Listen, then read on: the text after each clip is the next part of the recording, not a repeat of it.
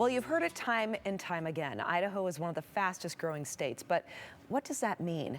Well, researchers at the University of Idaho are looking into population trends right here in the Gem State. I had the pleasure of speaking with Jaap Vos. He's a professor of planning and natural resources at the University of Idaho to tell us how they are using their findings to shape how Idaho grows. Check it out.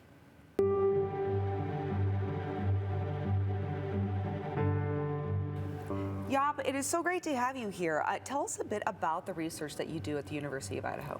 Sure. So I do research on population. You've probably seen all the newspaper articles about Idaho is the fastest growing state, or one of the fastest growing states, or all these Californians that are moving to Idaho. So I actually try to do research on that. So we have census data that comes out. One of the main things that I am looking at is population change rather than population growth. So I don't know if you know, but between 2010 and 2020, Idaho grew with about 270,000 people, which sounds pretty good, right? Yeah. In that same period, we had 290,000 people, so more, that were actually leaving Idaho. Oh. So most people forget to look at who is leaving Idaho. So if you think about that, that means that actually we had almost 600,000 people moving to Idaho in those 10 years. Wow. Now if you think about in that period, Idaho had a population of about 1.8 million. That means that one out of three of every Idahoans was not here 10 years ago. Okay. So I try to look at what is this change. Yeah. So if you know, because for instance, if you think about, do those people have the same jobs? Do they need jobs? Did they bring a retirement? Do they have school-age kids? So I'm trying to figure out, who is moving to Idaho, who is moving out, so that we have a better idea about who's in our communities. And how are you doing this? How are you tracking that? Tell us about the methodology behind this. So I work together with the ITD, the Idaho Transportation Department. Okay.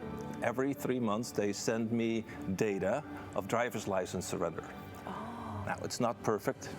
People don't always do it right away, and it might take a while. Of course, there's also people that don't have a driver's license. You don't capture those. But it means that I almost have up-to-date information about who is moving into Idaho and who is moving out of Idaho. Compare Idaho to maybe how it was in 2015. That's a really interesting question, right? Yeah. So I've been doing this research. I've looked at 2010 until now.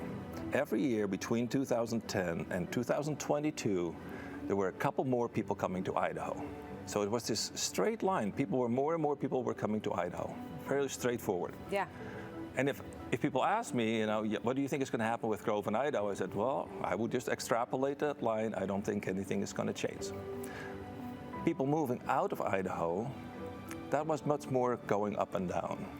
Now, I think the reason for that is that if you look at people that are moving to Idaho, that is national trends, what is happening in the U.S. as a whole. Well, people moving out, that's people that are local, right? Yeah. So it's impacted by the local economy, by jobs, new companies coming in. Cost of living. Now, everything changed in the spring of 22.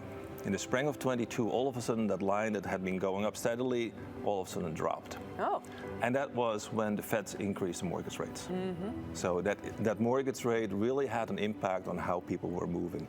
So what we're seeing now compared to 2015 is that we have less people moving. The interesting question with that is that going to change later on, right? Yeah. If interest rates go up, are people going to be moving again, or are they not? And we don't know. Yeah, right. Because people are people, they're unpredictable. Right.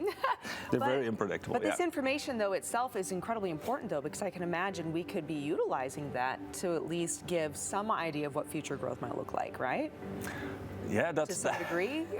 Well, people are unpredictable, just like you said, right? So you don't exactly know. What I think is happening now is that people only move when they find a job, right? So when somebody has a job, they have to move, so they will move.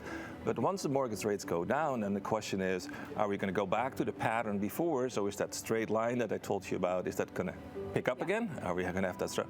Or even a different scenario, all those people that didn't move, are they now going to move? So are we going to all of a sudden see a really increase in people moving, and especially in people that are moving because of quality of life issues? I don't think the common individual stops to think about the type of people that might be moving here. Like when you're talking about how does that impact income? What can they afford? Are they taking jobs here? Are they not? Are they still working remote but yet buying it, real estate? Like that's a huge impact on the state and the economy. This is amazing. Where can our viewers go to learn more? Just go to the webpage that's on the screen. On the bottom of the screen. On the bottom of go the to the screen. website at the bottom of the screen for more information. Jaap, thank you so much. Thank you so much. Greatly appreciate it. Thank you. Wonderful insight. Thanks for having me. All right, everyone, stick around.